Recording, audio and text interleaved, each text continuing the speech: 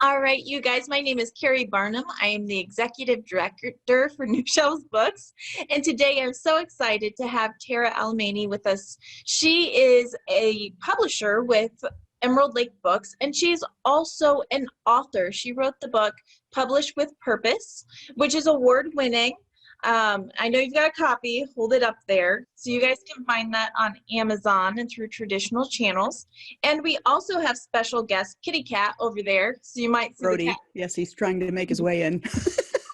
I love it. So we might have two special guests today. And today we're here to answer your questions about publishing, about book marketing, but also to talk about publishing with a purpose and how that really can help drive you as a writer and how it can help you not only as a writer, as a self-published author, but I think it can also probably help going in with purpose and knowing what that purpose is, I think can also help you get a publisher interested in your project. So, I mean, would you agree with that as a publisher, Tara? Definitely, definitely. Knowing what your target market is and who you've actually written something for makes a huge difference in helping a publisher determine whether or not that's a good fit for them. Right, right. And I like that a lot. Is that why you wrote the book? What inspired you to write the book? What inspired me to write the book actually was how many conversations I would have with authors who would talk about, you would ask them, who's the book for? And they would say, oh, it's for everyone. And I'm like, well, you can't really market a book to everyone. So let's narrow it down a little bit. You know, Yeah. if you were to pick an ideal reader, who would that be? And they'd often have no clue who their ideal reader was. And what we have found is, you know, we have this goal-oriented framework we use with our authors, one of which is really identifying who that ideal reader is. And when we have that information, we can give it to the editor, who then can go through and make sure, does the book really appeal to the target audience that's been identified? Are there things that we can do in the editing process before it's published to make it more relevant? And so how do you find your target market or target audience? Because I think a lot of times we think, well, I enjoy this topic, or I'm interested in this topic, so I must be my target market. But that's not accurate at all in many cases. So how do you find your target? Well, part of it is through research, you know, being able to kind of go and look at comparable titles and see what kind of audience they're attracting. But a large part of it is understanding why you have written the book that you've written. Oftentimes when we sit down to write, there's a story that grabs hold of us or a topic that grabs hold of us. And ideally, there is somebody who is the right person to pick up that book. And so we kind of have you brainstorm, what would that person be like? What are they looking for? What attracted them to pick up your book? Why did they pick it up? You know, what were they looking for? Was it entertainment? Was it information? Was it a pain point they're trying to resolve? Was it curiosity? You know, what are the different things? And being able to kind of put together the demographics of that person then allows you to write in language that appeals to that individual. So oftentimes what we say is, if you've had beta readers and you have one person that just really stood out in their enthusiasm for what you've written, consider them to be an ideal reader. Now describe that person and, you know, come up with the characteristics of what were they looking for? What did they appreciate most about it? You know, ideally what this comes down to is it's a transaction. You have a product that you're trying to sell, and somebody is going to invest time and money in purchasing that product. Right. For them to feel that it was worthwhile to do that, what do they have to have gotten out of it? And so when you can think through that process, it allows you to make sure really that your content hits the mark, but it also allows you to make sure that your marketing hits the mark. Right. So starting as far back in the process as possible with when you're writing it is great, but even if your book is already done, you still can apply these principles to being able to do your marketing effectively as well. Right. And I think that was one thing that you said stood out was that when you know your audience, you know who to write to, so that when they purchase your book, they feel like they got a good product. And client or customer satisfaction, reader satisfaction, that is what's going to drive your audience to write reviews, to recommend your book, to make sure that it's not just one sale, but that it's word of mouth that kind of creates a snowball effect of what we all hope for with our books, which is sales, which is, taking one reader and turning it into 5, turning it into 10, 20, 30. And if you have someone who doesn't like your book, or maybe you wrote a middle grade book, but you use language like an adult would use, they're probably not going to love it. And so then, you're not going to get good reviews, and that can also kill a book. So I agree with you that as far as marketing, word of mouth, and making sure that there's value in the point of a good product is so important for everything, for sure.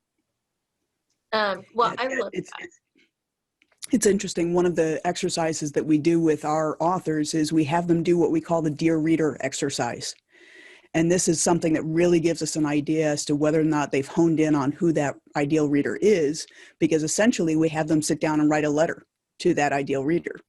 And in that letter, they kind of acknowledge who the individual is, what they were looking for when they picked up the book, why this book is going to answer that question of why they picked it up, why you're the one to tell it, and what you promise if they invest their time and money in reading it.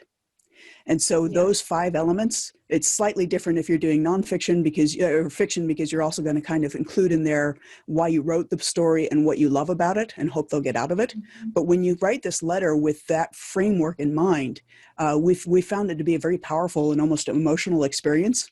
And then we give that letter to our editors, and the editors, as they're going through the manuscript, keep that letter in mind to kind of determine, all right, have we delivered on the promise at the end? Yeah. And oftentimes that letter or portions of it make its way into either the book as an introduction or into marketing material, or sometimes on the cover blurb. So it really can be a very effective way of solidifying and almost acting like a lighthouse, a beacon, because this is what we're trying to target. This is what we're trying to accomplish. I like that. And so your book covers all of that, published with purpose. Yep. And that's something everyone can get right on Amazon, through most online channels, I'm assuming. Exactly. Yep. Perfect. All right. Yeah, that's so you guys one of a few different exercises we cover in there, because what we have is this covers 3 different goals that we recommend authors establish: one for the reader, one for themselves, and one for the book's overall impact. And so when you can focus on those 3 different goals, and there's different exercises in here for each of those goals, it really does make a huge difference. I like that. So this is something that I know it's published with purpose, but I think it can apply to people as they're writing their book. So aspiring writers, people who are authors who have already written their book, I think it still does you good to look back and ask yourself these questions, because it can inform your marketing. It can inform your decisions going forward. So I think that's a book that everyone can benefit from, no matter what stage of the game you're in. So that's great. Published with purpose, right online. Go grab your copy. And I'm sure we'll come back to some of these themes, but we've got questions for you. And since we take them live, let's answer them. I am a self-published novelist. If a publisher contacts me wanting to publish my books, what are important questions to ask before deciding to join a traditional publishing house? So if you're getting contacted, what are questions you should ask to kind of vet and know if, number one, it's legit, and number two, if it is legitimate, what questions should they be asking, or terms should they be asking? May I drop a link to a free resource in here? Absolutely, you can. One of our resources that we offer people is called 61 Questions to Ask Before Choosing a Publisher. Questions to ask. And so what it is it goes through 61 questions that you want to consider, so that when you're talking to different publishers, you're comparing apples to apples. It's important to understand things like who owns the rights to the manuscript, because some publishers, they want the rights. Some people are only looking for a license, an exclusive license or a non-exclusive. You want to know the scope of the contract. So is it for print and ebook only? Is it for all formats, which would include eventual audiobook, video, different things like that? Is it for a specific language, specific territory? So those are all things that you want to think about. You also want to understand things like whether or not they are going to actively or passively distribute your book. So Mhm. passive distribution essentially means that it's available in distribution channels like Ingram Spark, so that retailers can purchase the book if they want to sell it to customers. But it's really on you then to make sure that those retailers and libraries know that the book exists. Active distribution means that they have a sales force going out and actively promoting the book, which raises Right. another question, which is if they're doing active distribution, there need to be books in print sitting in a warehouse someplace ready to go as soon as a retailer wants to order it. And oftentimes there need to be somewhere between 1,000 and 2,000 books sitting in a warehouse ready to go. So who is responsible for that offset print run? Are you paying for it or are they paying for it? And so these Mhm. are all things that you want to make sure that you're aware of ahead of time. Yeah. You also want to know kind of, are they doing an Amazon only distribution strategy, or are they going broad and doing wider distribution strategies? Because it Mhm. dictates whether or not you can take advantage of things like KDP Select to get your book into Kindle Unlimited. Yeah. So there's different things that you want to think about there. Um, Lots of different So, questions, but this link that I dropped will give you 61 of them to go through. which So is good. And I think sometimes the questions that you ask will be dependent on what you want. Some people just say, I don't care. I just want someone to publish it and then tell me what to do. But some people say, well, I want some choice in the cover, or I want mhm. some choice in whether or not it's in Kindle Unlimited. And that's stuff you have to figure out early on, because if you sign away the rights to all of that, your publisher can say, nope, that's not the cover you're going to have. You're going to have this cover. And you don't really have a choice. So having that feeling and knowing what kind of publisher you're working with and how much collaboration will be going on, opposed to, I bought the rights, I'm using my rights, and you're just I'm going to change what I'm going to change. And that does happen. But I think that if you ask the questions that Terry's talking about, you know that going into it. And some people are fine with it. Some people are just like, I wrote it. That's all I wanted to do. And now you do you. But some Yeah. people, I think you want to, inform the design. You want to have those kind of questions. So I think that if that's you, you need to ask those questions and don't take it as a given that a publisher will give you those options, because oftentimes it's not true. Yeah, and the other thing is you want to know about timelines as well, because a lot of the people that we work with, they're using their book to build a business or brand. A lot Mm-hmm. of traditional publishers, the book comes out 18 to 24 months after you've signed a contract. Yep. And so your brand how much is it going to evolve in a 2-year time period? And I've also seen instances where friends of mine have gotten traditional publishing deals, and they have had so much of their voice edited out of the manuscript that by the time the book comes out, it doesn't even sound like them anymore. So if you're using your book to build a business or brand or to establish authority, you want it to sound like you, and you want it to come out in a timely manner. So a Yep. traditional publishing deal may not be the ideal situation for you. But if you really want no expense going up front and you don't mind not having a say in the cover and the editing and things like that, you just want to get the work out there, a traditional publishing deal can be a great thing. Right. And I think something I caught on to at the end there that is an important note is that a traditional publisher does not ask you for payment. They typically will pay you. They take on the cost of everything. You get royalties, you get profits off of the book, but you don't typically pay anything up front. So they are taking a bit of a risk. Hybrid publishing, maybe a fee-based publishing. It's called so many things: vanity presses, small presses, hybrid, assisted publishing, and all of those can be fee-based. It can be a partnership where you're both investing time and money into it. But traditional publishing, if HarperCollins comes to you with a book deal, they are going to pay you. And if they're not, then it's probably not them. It's a scam. And to that point, what is something authors can do? What are questions authors can ask to ensure that a publisher is legit, that it's not someone trying to scam them for money? Are there like some basic things that you can ask that a true publisher would know or answer in a certain way? It's interesting. I haven't thought of it from that standpoint. Typically, when I am trying to figure out if a publisher is legitimate or not, rather than asking them, knowing that they can tell me anything they want, whether it's true or not, I rather go do my research. So I will always look up a publisher followed by the word reviews or even scam sometimes if I have a feeling that may be the case. The other thing that I will do is I will go into Amazon and use the advanced search function to be able to look up the publisher and see what titles they've published, see if I like the cover designs, what kind of ratings do those books have, how recently were they published, how many books are they doing in a year, and I'll look Yeah. through those things as well because I want to see that the quality is there and that there's distribution taking place in the sense that, if the books have a lot of reviews, then I'm assuming somehow they're helping get the word out. Right, they're Because, doing something. yeah, Um, exactly. Yeah, and I do the same thing. I always say, do your research. Go Google. Google is our friend.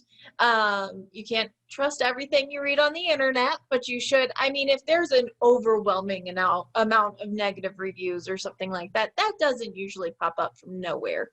Mhm. Um, Also, as a publisher, Kara, do you guys actively go seek out new authors? Do you accept submissions? How do you usually end up working with authors?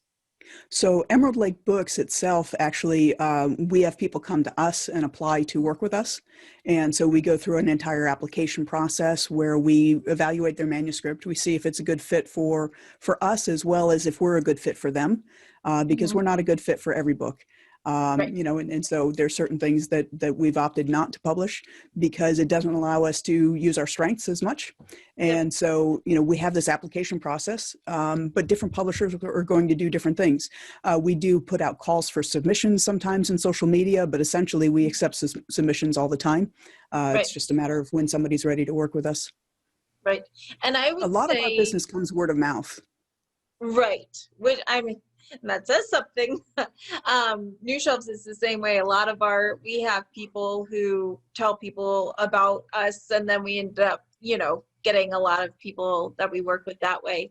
And I would say the majority of legitimate publishers, they may put out submissions, but they are not going to author websites and emailing Mhm. them and saying, hey, I want to publish your book. That to Yeah. me is always something that sometimes they do, especially if it's an indie author who is selling a lot. Bigger publishers can try to pick them up. That's happened to quite a few people, Mm. because if an indie author is getting part of the market and a big publisher sees that, they want their cut. They want to kind of be brought in. So that can happen sometimes. But if your books have been kind of quiet, haven't done a lot, um, and you haven't been out in marketing and things like that a lot, if someone's emailing you from your website, that to me is always something that kind of puts up a warning sign that says, go Google them. Yes. And so that's something to think about as well, is that if they are reaching out to you, go Google them, go do some research and review, because that's something that doesn't happen very often. However, a lot of small press, indie press, even mid-level press will accept submissions, or pitches. So maybe you don't know that bigger, the top 5, which is now going to be the top 4, publishers do not accept author submissions. They all only take agent submissions. So in that case, an author would have to go query an agent, get an agent, and then an agent queries that manuscript out and tries to shop it out to a big publisher. But midline publishers, and when I say midline, I'm not saying they're not great. I'm saying they don't make billions of dollars a year. But we can't all do that, apparently. So midline authors, small press, a lot of times they do accept submissions, and you get a lot more, love that way when you work with a publisher like that. I've worked with authors from the top 5. I've worked with Amazon authors who are with Amazon imprints, and I have worked with a lot of midline or small press published authors, and they get so much more attention. It is crazy. More attention, they get quicker responses, and I think a lot of people don't realize that when you go with a big company, they treat you like a big company does. Whereas something like Emerald Lake, I've worked with a couple of your authors, and I know that if they're emailing you, they're getting a response like the next day. And so that is something to be told for the, you know, the smaller market. And I think that's another interesting question to ask a publisher when you're having a conversation with them, because I was floored by this. One of the reasons that I started Emerald Lake Books was because I had already self-published 5 books at that point in time. Mhm. And for each one, I had done something wrong with each one. And my mentor refers to it as unconscious incompetence. You don't know what you don't know. And, you know, I just didn't know the right questions to ask at the time. And so one of them I did, and I signed a contract with a small publisher. And I had this great interaction back and forth with the person that I was, you know, negotiating the contract with, setting the price with, all of this stuff. And I really felt very positive and comfortable about it. As soon as the contract was signed, I never spoke with that person again. I was assigned a project manager. The project manager was a layer between me and the editor and designer. And so as a result, I had this distancing effect between the work that was being done on my book and what I thought was this great relationship that I had with my publisher.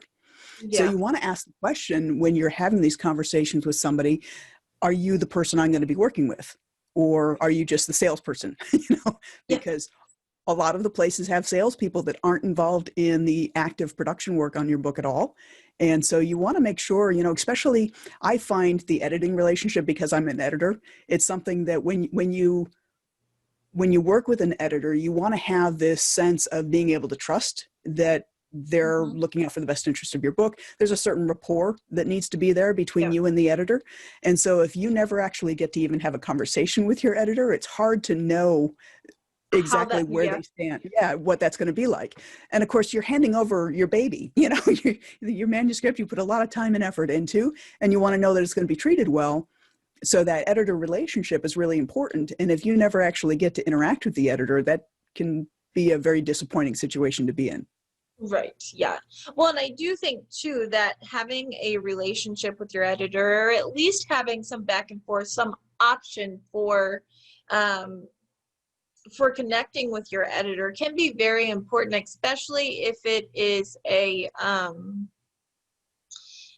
point where you're developing your story. It's a little bit different when it's a copy edit, when they're just looking for grammar, a little bit different. But when you're actually doing the work of developmental editing, that is part of writing your story. That's part of fleshing out your ideas. And so if you don't ever get to do that, you may have someone that just doesn't get you, doesn't get your book. And if you can't have that back and forth, it's like emails. I'm not a phone person. If I have a scheduled phone call, great, but I'm not a phone person. But there are several times where I'm like, you know what, emails just aren't working. We just need to talk. And I feel like sometimes working with an editor can be like that. You just need to get together and be able to really connect, to know where you want to go. So I think that's really important. I can give an example from a book that I'm currently editing. Even though it's just a content edit and a fairly straightforward one, the author has used a lot of adverbs frequently, really, actually, apparently. And from an editing standpoint, typically you want to take those kind of things out as much as possible. But I started to see a system and a pattern in that there was a specific character that was using these frequently, and it was always in dialogue. And so now you have the question of, is this part of the character? In other words, it's the character's voice, and in dialogue, it's perfectly fine to leave those things in. Right. Or is this something that really should be cleaned up in an edit? And so being able to have that conversation, even though it's not a development edit, it's not going to make a huge difference one way or another. I want to stay true to the author's intention. And so being able to ask that question then allows me to make sure that that character gets shaped in the right way. Yeah. Yeah, I think that's important. I mean, and that's why it's important, no matter where you're at in the publishing timeline, if you are writing, if you are looking for a publisher, if you're looking for a marketer even, I think it's important that you make sure that you do talk, that you set expectations, but also you get a feel for what the other person is and does and doesn't do, to make sure it's a good fit. Because it does not matter. You could find the most famous, well-respected person in publishing or in book marketing or in ghostwriting. It could be anything. But if you don't have the same ideas in mind, if you're not jiving, then it just won't work. And there are some people who, I mean, I've had to tell, and I'm sure, Keri, you have too, where it's just, I'm so excited for you, but I don't think I'm a good partner for you. Because it could, sometimes that's just the answer, and that's okay. Yep. And that is, I think it's important to find that good fit. Yeah. I think that will make or break your success for sure. Does Emerald Lake publish children's books, or do you have a certain genre that you guys usually stick to? We are open to children's books. We have not published one yet, but we've looked at quite a few of them. At different times, oftentimes what happens is the books we've looked at so far that are children's books aren't quite ready.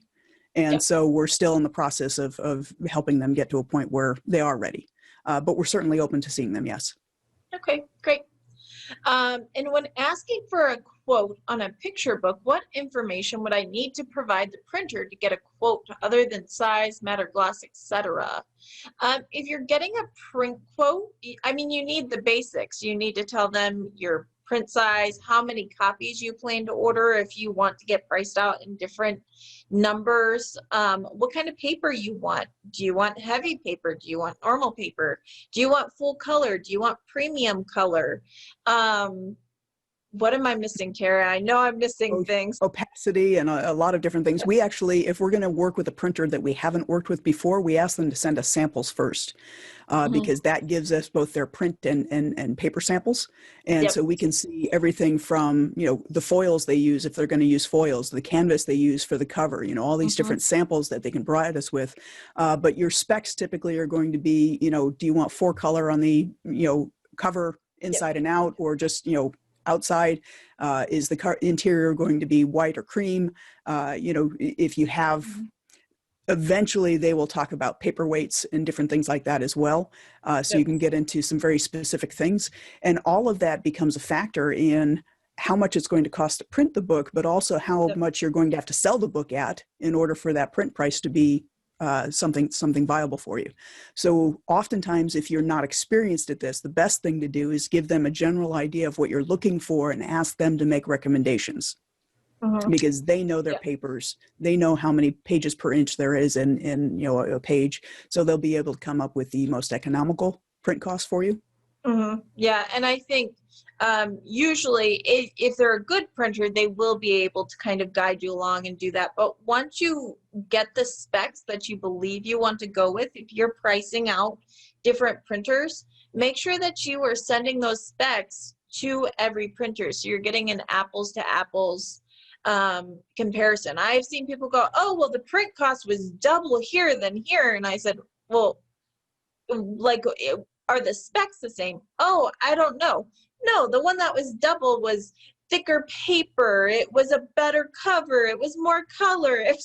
It was completely different. And so I'm like, of course this one is cheaper. It's not the same thing. It's like, here's the book and here's the book. It's that much of a difference. One of the things I often find, actually, when it comes to sending out the same specs to different printers, is one may come in much, much higher, but it's much, much higher because of the shipping cost, not the printing cost. And so that's one of the things you have to think about too, is how close to the destination is the printer?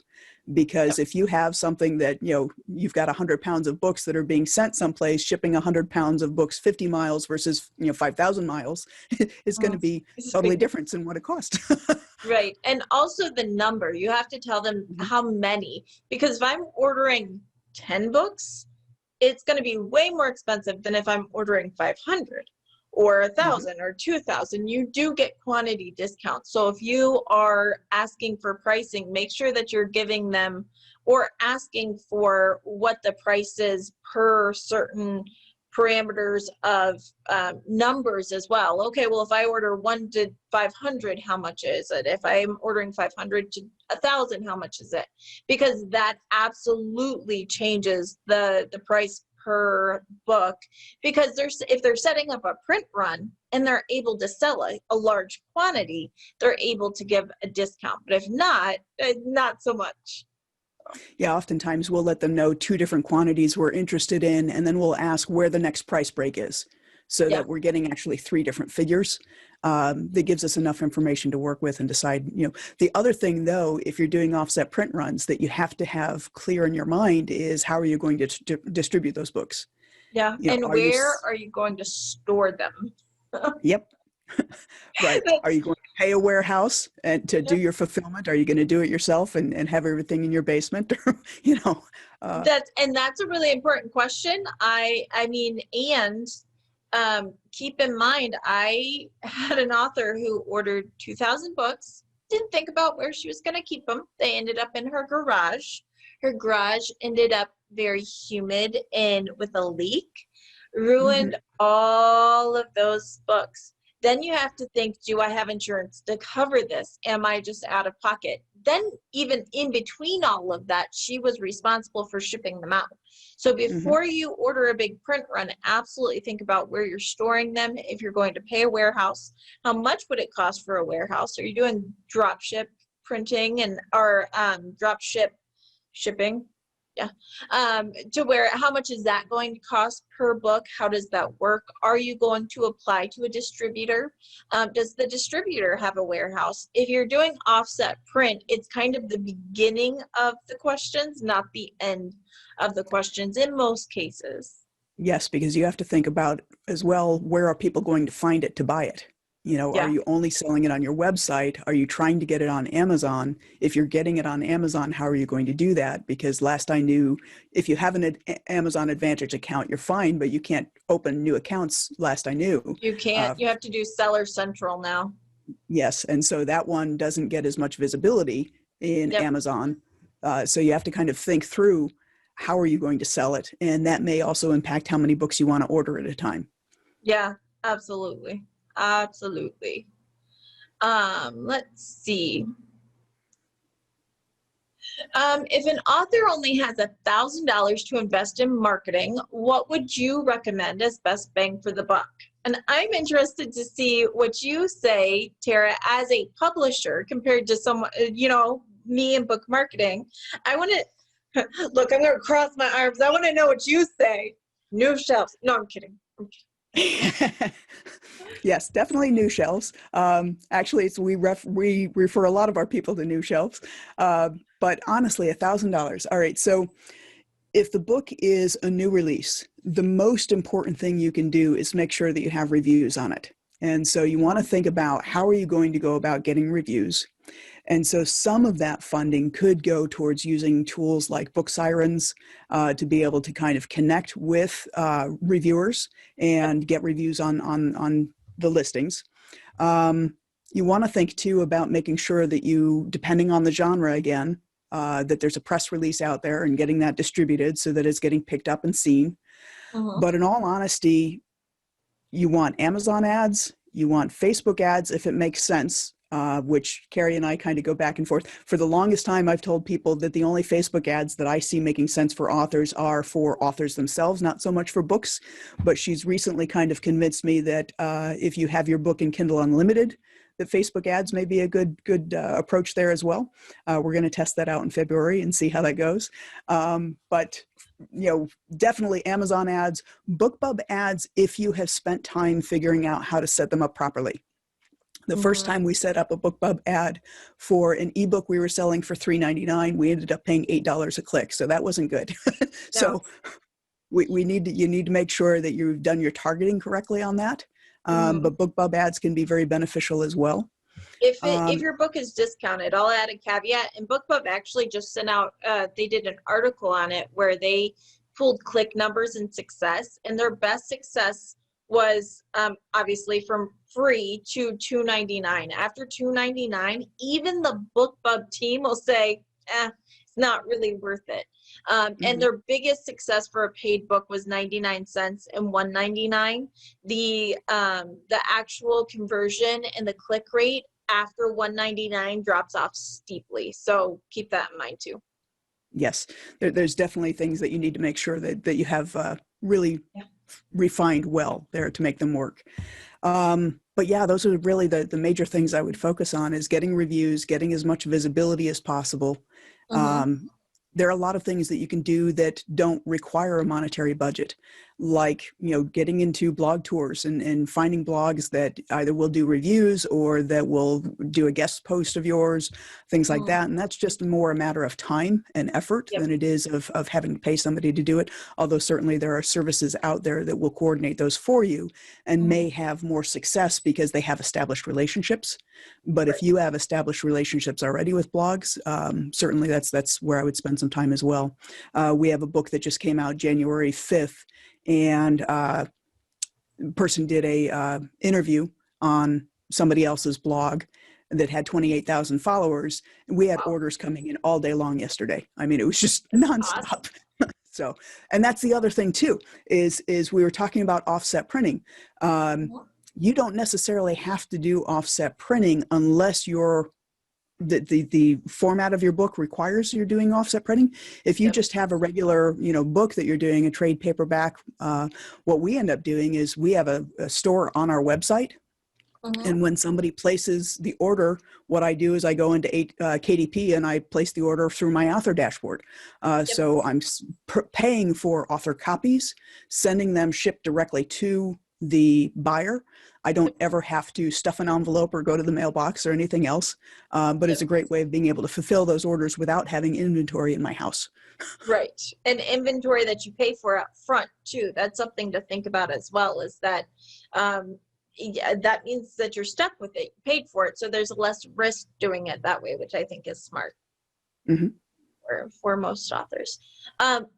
And I pretty much agree with you. I think that, again, reviews, getting that social proof out there is so important to make sure that you're working on reviews, that you're either spending your time or your budget to push out to reviews. And ads, I'm going to quote myself here: if there's a book that's not seen, it can't be bought. And so you have to get your book seen, and that doesn't happen naturally. Please don't ever think that someone's like, oh, they sold millions of copies and they just put their book up. That's not how it happened. It was marketed. It was advertised. Amazon ads, but I will say Amazon ads, unless your book is super relevant. Like I have a book that I've been working with that was a budget book, which is very big, get out of debt in January. So we did Amazon ads for that before we had reviews and we're getting sales. But many times Amazon ads don't convert well until you have some reviews up on your book. So keep that in mind. Facebook ads, I do. I think for Kindle Unlimited, you can absolutely push that. And children's books. I think those are the two big groups that I recommend Facebook ads for, is if your book's on Kindle Unlimited and for children's books. But keep in mind that when I recommend those ads, I'm usually talking $50 a month. So your $1,000 could go for a long time, not a bunch of money up front. And I think that's part of what we haven't said but is implied, is that you don't have to go and take your $1,000 and throw it all at Amazon ads. It's really smart to kind of break it up a little bit. Try $50 on Facebook ads. Try $100 on Amazon ads. If you are working with someone, maybe take part of your budget, because that is what will help you find what works for your book to sell your book. And you don't know until you try. There are so many times where I'm like, man, I thought that would work, but it's not working. So we need plan B. And there are times too where I'm like, wow, that worked awesome. Let's just keep on. Let's just keep doing it. Rinse and repeat. Well, that's the thing about Amazon ads too, is there's a lot that Amazon ads can tell you about your book. So for instance, if you have a lot of people clicking through to it, but not a lot of people buying it, know there's an issue there that needs to be figured out. And it's interesting because, going to your point about the fact that you don't have to spend a lot of money on the ads, at any given time, we have a few dozen ads running on Amazon. And my monthly bill is always less than 40. It's typically more like 30 a month for a few dozen different ads. And our overall average cost of sale, since I've been running ads since October 2017, is less than 9%. So Oh, typically we're targeting between 5 and 7% for our average cost of sale, which mhm, means that the amount of money that we're paying for an ad to get people to click on a book and go take a look at it is mhm. 5% of what we're actually earning in sales that have taken place on Amazon as a result of Right. those ads. Right.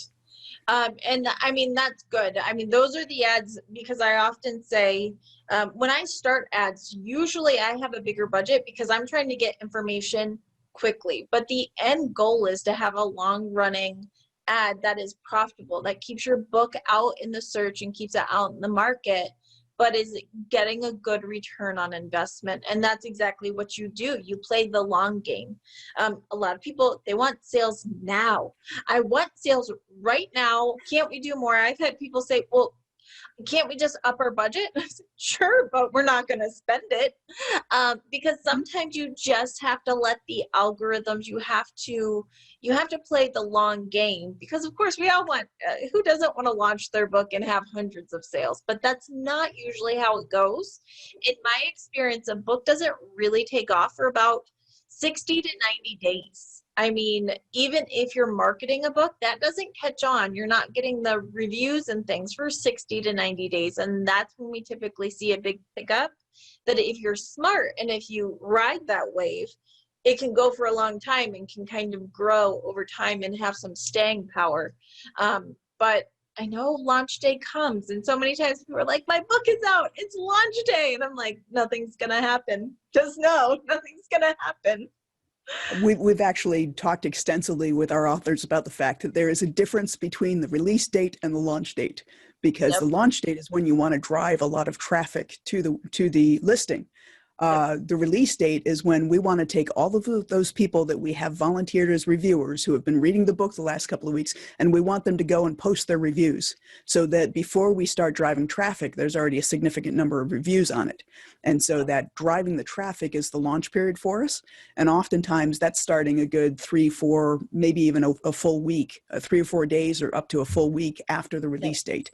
Because we just want that time. You have to think too about the fact that Amazon, for instance, if you put up a paperback and an ebook, it can take a few days before those Totally. listings actually appear as one listing. They can be two separate things. And so Mm-hmm. people think something's missing or they're not seeing the format that they had anticipated. There's the look inside feature can take a few days before it actually is available. So Mm-hmm. before we really purposely separate the release date from the launch date. Right. And the release date's a big woohoo for us internally, but the launch date is really the one that you want the author crowing about because that's the start of driving traffic to the listing. Exactly. And it's important to know it's not just all of you out there watching, it's not just you. This is normal. This is the normal process. And if you set your expectations that way and you do separate the release date and the launch date, you will be much happier and you'll have your expectations in line so it's like it's all a good thing. It's joyful. No one wants to put their book out there, have their release date come and just feel like wah, wah, great. So if you know that it's just the day it shows up online, it's not the day like that everything happens, you've got some time. That helps, I think, because then you can feel that excitement and build up to it realistically. Mm-hmm. I So agree. let me see. We sparked some questions here. Let me see. When listing reviews for ARCs, is there a way to make sure they are verified purchase reviews rather than just reviews? Um, All right. yeah, go ahead. All right. So typically an ARC is something that you're going to be giving in advance. So one of the strategies that we use is we use BookFunnel to be able to deliver the format that the reviewer is interested in. Then remember I said the difference between the release date and the launch date? What we will do is on that release date, we will set the ebook to 99 cents. And when we send out the notification to all of the volunteer reviewers that we have, we will let them know that the listing is now available for them to post their review. We give them the link. We ask if they're willing to purchase a copy of the ebook first so that it shows up as a verified review, and we explain why that's important. Right. And if they're not, that's perfectly fine. We appreciate the review and we leave it at that. So we leave it up to the individual, but we make it as easy as possible for them to say yes by keeping the price low. Yep, I agree. And I think that's the best way to do it too, is to purposely take your reviewers and say it's 99 cents and push it out that way. Because most people, especially, and let's say this also, if they are people who are trying to support you, most people will drop a buck on a book. And so even in writing, groups and circles and different things like that, that's a popular thing to do so that they are able to do that. And I think that is the best way, because you can't force anyone to buy the book. If so, I'd be rich. So I think one of the bad form things is when authors will ask people to go buy the book in order to review it. If you're asking somebody to review your book, give it to them. Yeah, at least offer them the freebie. Mm-hmm. Absolutely. All right, let's see. When you get submissions on manuscripts, how long does it usually take you to respond or reply to people? I know agent queries can literally take 6 to 8 weeks. So if someone applies or submits a book to you guys, does it take that long? Is it months? No, our average is about 10 days from the time that we get everything we want, the completed application and the manuscript. We have an editorial review committee that looks it all over, and typically we have a response back or initial questions within 10 business days. That's awesome. Yeah, I think that is an important too. 10 business days is really quick, you guys. So when you are if you're querying an agent, a traditional publisher, it can be weeks to months. Because as our agent friends have said before, and will say, they get sometimes up to 1,000 or 2,000 submissions per day. So going back to, I'm so sorry. Going back to the customer service you get with a company that is a little bit smaller, that's the difference, is that you get a response in 10 business days compared to 10 weeks. So that is awesome. Let's see. Questions here. This week I went in to join Amazon Ad Advantage and KDP as part of it. After I gave KDP all of my info and tax info, they told me my ISBN was already assigned to another book. How can that be? Jean, it depends if your book could already be up through Ingram Spark or through another channel, and it's in use that way, rather than uploading directly to KDP. It could be that perhaps you got your ISBN mixed up. The easiest way is, if you bought your book or your ISBNs from Bowker, is to go to your Bowker account and double check your ISBNs. Let's see. Can you think of something else, Tara, it could be? Yeah, you can actually, sometimes that error comes up and it's not as clear as it should be. So it can come up as well if your title does not 100% match what you're saying the ISBN is. So check what you have in Bowker. If you have some of the punctuation in the title different than what you've put in the first step of the KDP entry, it'll come up as a title mismatch with the ISBN. Yeah, I did that recently. I was very frustrated for a good hour, and that's exactly what it was. The ISBN in Bowker did not have an exclamation point at the end, and on Amazon it did, and that's exactly what it was. So I had to update in Bowker. So make sure that Bowker and KDP are saying the exact same things. And also, if your publishing name, if you're putting in a publishing name that does not exactly match what is in Bowker, that can trip you up too. So check all of that first, and then if you're still having trouble, let us know. Either let us know on the Free Advice Friday group on Facebook, or you can always email in questions. It's questions@freeadvicefridays.com. Let me see. What do you think of IBPA's bookstore catalog on indie books? Any opinion there? We've used it a couple of times. I think that it's a great way of being able to kind of get the visibility into some of the retailers. Unfortunately, we haven't quite seen the results yet that we'd like, but what we did get from it that I thought was pretty neat was the last time we participated, it was before the pandemic when Book Expo still took place. And so, having all of the catalogs at Book Expo as well, we have no idea how many people, took catalogs home and maybe decided later on to be able to purchase a book. So sometimes it can be very challenging to correlate the specific return on investment from doing it. But one of the things that I personally look at is the fact that IBPA is a known variable for bookstores. They know who it is, so they're going to trust the information that comes from them, as opposed to me reaching out to the same bookstore would not have the same results. And so I definitely prefer going through somebody who already has that established connection, whether it's IBPA or New Shelves or somebody else, just because I want to make sure that they're going to actually look at it as opposed to it ending up in the spam folder or something. And that does happen. There are times with booksellers, big and small, where they'll be like, oh, we don't know who this person is, so we're just going to push them to the side. Or we're not sure the terms are going to be correct for a bookstore, and I don't have the time to waste to go do it. That is why when we do New Shelves bookstore mailings, which we have one coming up, I think we're going to start putting that out in February. When we do that, we check every book to make sure that your terms are what bookstores are looking for, that you have a full trade discount, which means that a bookstore is going to get a 40% discount. We look at your returnability, all of those things, and we only send out books to bookstores that we've done that for.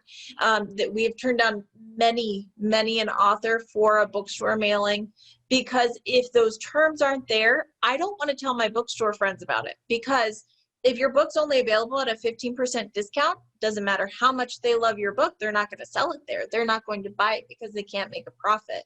And then they feel like they've wasted their time, and you lose a little bit of their trust. And so having a connection, having it, whether it be IBPA, New Shelves, having that trust and that connection and knowing that that person's not going to waste your time, absolutely will get that looked at quicker, get the emails opened.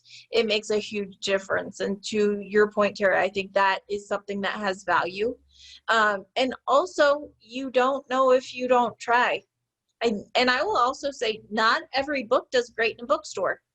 It just doesn't. There are certain books that don't do great in the market. And so it's important too to know that going into it. But IBPA is a very trusted source. They are people that we recommend all the time. They're legit. They're some of the people out in the marketplace, and they're a corporation that we strongly recommend and trust. We do too. Which is, and I think that's one of the things when you're looking at that $1,000 marketing budget that you have is use it in those instances where you can leverage the connections of somebody else. So if you can leverage the established relationship that New Shelves or IBPA has with a bookstore, or the New Shelves has with a library, go ahead and do that, because the recipients are going to be more likely to act on it than they are if they hear from you. Yeah. Yep. True.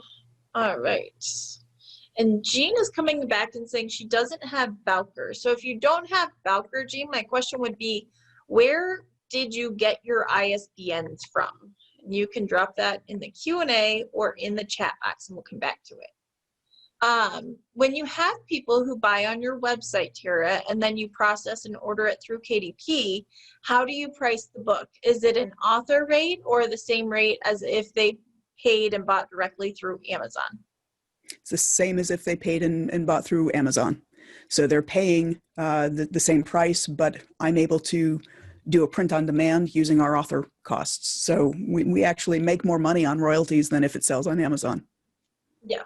And I have seen some people do a special rate either for a book club or someone who buys directly from them online, and they do a little bit of a discounted rate. So not a lot, but it could be $1 difference, a $2 difference. You're still making more profit selling at the author price than if you were going directly through Amazon or through a bookstore. Yes, we offer a discount if they're purchasing 10 copies or more. But up to that point, it's the same price as Amazon. Let's see. Caroline says, I did spend last year just under $1,000 for marketing. And I think when we're investing in marketing, something really important to realize is that, yes, the end goal is your book sales. But sometimes the goal of marketing is to find something out. It's to see what works or what doesn't work. You're investing to find out if it's worth further investment or not. You're investing to find out to get your book seen. Sometimes what you can get from marketing, in addition to book sales, is knowledge that helps you continue marketing your book or continue marketing future books. So I think that is something to keep in mind as well.